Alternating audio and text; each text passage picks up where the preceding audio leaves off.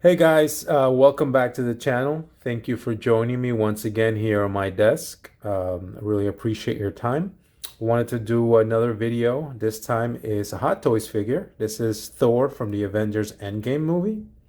Of course, 1/6 scale. I did purchase this from Sideshow a while back and just had a chance now to open it. You guys can see there's a packaging. We see Chris Hemsworth as Thor with his goatee there.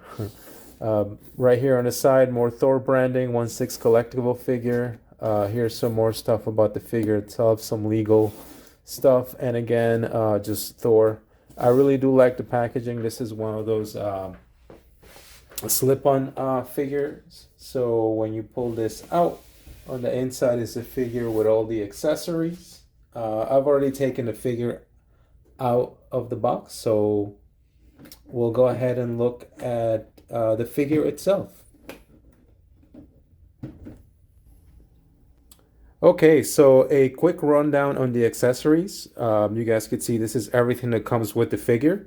Right here on the right, you do get the standard Hot Toys stand. Avengers Endgame Thor. Really nice base with the matte look and some shiny lettering. You get the pole for posing. And you do get the standard clamp. For this guy, you do get batteries, but as you guys can see, these are empty because I already put them in the Mjolnir and Stormbreaker and the Thor figure itself. You get a lot of lightning accessories and stuff like this that can go into Stormbreaker to give it sort of that effect. You got stuff like this that can go into Mjolnir, again, to give the lightning. These particular effects go into the figure itself.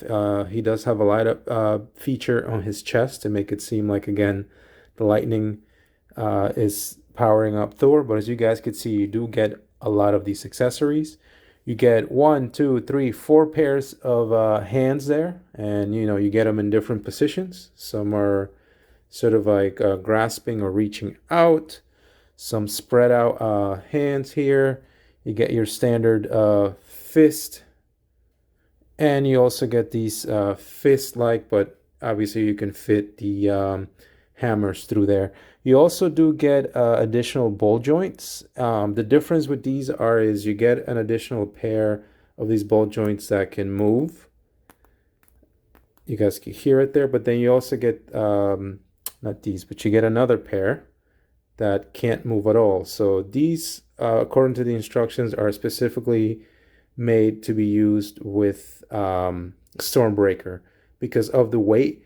They don't recommend that you use these. I guess over time, maybe the weight of Stormbreaker could wear these down. So they recommend you use these ones that can't move at all. So they do give you those options. And then lastly, I think the main features for me is you get Mjolnir. This is really, really cool. This does have batteries. There is a battery compartment that you have to take out right here on the bottom with the screwdriver. You put in your batteries. And the cool thing is you could turn this on by turning the handle. It's a really neat feature. I love this.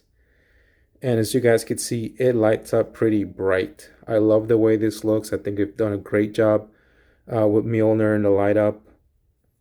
And the detail on the handle is really well done. And this little piece of vinyl to, I guess, simulate the leather. It's also really well done. But the light up is really cool. And you guys could see the some of the glyphs there.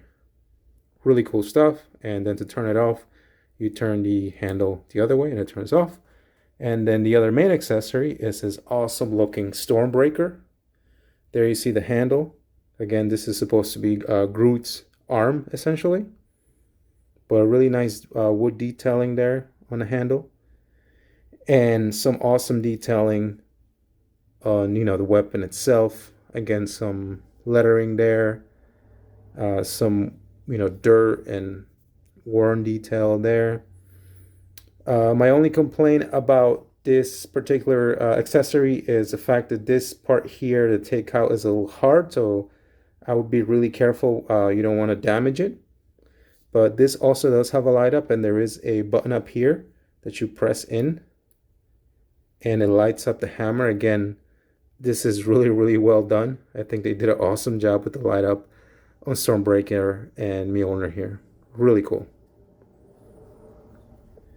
Okay, guys, so Endgame Thor. Here we go. We're starting off at the head. Really nice sculpted hair. I actually prefer the sculpted hair. I think they've done a great job with the making it look natural, and I think it fits in the figure really well.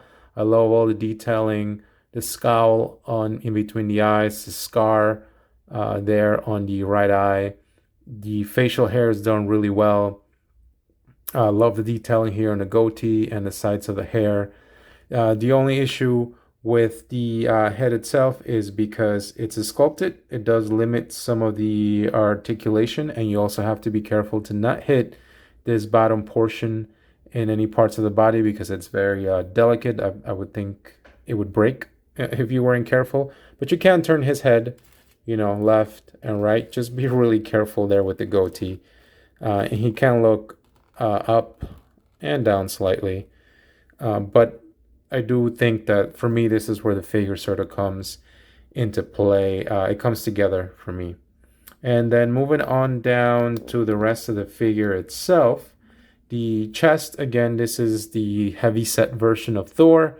So he does have a bit of a belly. There is no ab articulation. This is pretty much one solid piece. It is really well done. There is a lot of really nice detailing there in the armor with the line work, etc. These panels here on the side do come out. So if you want to pull them out, you can. And Thor himself does have 3 of those little watch batteries in the back. And there's a switch where you can turn that on. This is where those lightning effects from earlier in the video sort of get placed on his chest. So nothing too much to write home about there in regards to articulation. The torso is what it is. And then moving on down, you guys could see more of the figure there. The next portion would be the pants here, which are vinyl. So I guess it's just something to look out for, I guess, in the future to see how long this lasts from constant movement. The pants also, because of its size and the material, do restrict some of the movement. So when you try to move the legs up, that's as far as you're probably going to get. The legs do split a little, but you're going to get, some splitting there of the seams. So he is not that articulated, in this portion. Pretty much the torso and the legs are severely limited, I think, there. He does have the knee articulation, so that can happen if that's something you want to do. So that's awesome.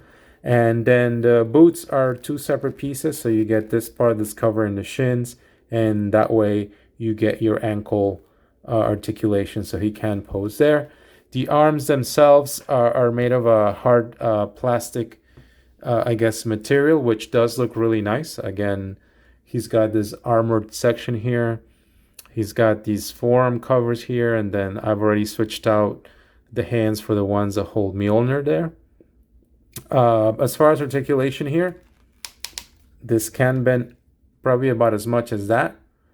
And you can also pull this down, up and down a little. And the hand does bend at the elbow. But again, because there's a hidden joint underneath all this plastic, I would be very cautious with pushing this too far. You're starting to see some bending there, and the joint's kind of sticking out a little here. So I would be very careful with leaving this in one position for a long time, just to ensure that, it doesn't get damaged. I think, and then lastly, the last part I want to cover is the cape is really well done. It's a cloth cape with some detailing there. You guys could see it there. That's what it looks like from the back. My only complaint here is that there is no wire. And I know they do sell aftermarket capes that have wires, but it would have been nice if Hot Toys sort of included that option so we can post this cape a little better. And then there's the detailings for the back. As I mentioned, there's the battery compartment for this guy, but it's pretty much the same there. And then I guess just one last thing to mention, this guy, you do have to work a bit to get him posed up because the ankles can get a bit loose. you know, but it's just, again, something I wanted to note. Again, the articulation on this guy is very limited, and I knew that going in. So that wasn't too much of a complaint on my end. I will say once I got him out of the box, he does look really cool. He has really good presence for me. This is more than likely how I'm going to display him.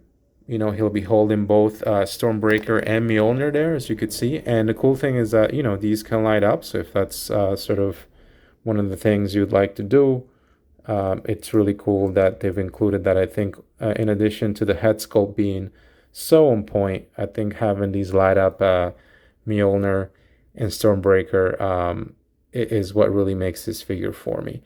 Again, the articulation, so it is limited. This guy's going to be delegated more to a museum pose. But once you get him there, he does have good presence. He stands out really well, and I think it'll be a great addition. For me, I'm going to pair him up with Endgame Captain America and the Mark 85 Iron Man.